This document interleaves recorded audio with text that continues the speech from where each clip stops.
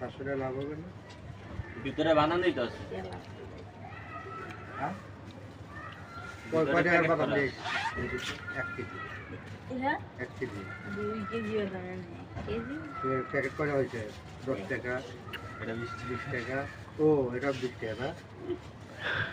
এটা 20 টাকা। 2 প্যাকেট 30 টাকা না?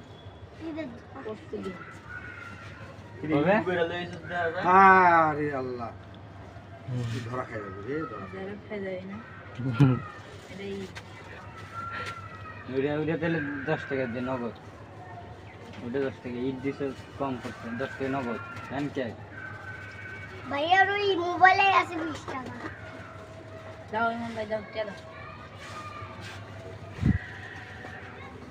এটা কত? আইলেম করে না আদান দিয়েছি তাতে তো তুই ব্যবসা করতে কই যাবি? হ্যাঁ, তুই ব্যবসা করতে কই যাবেন?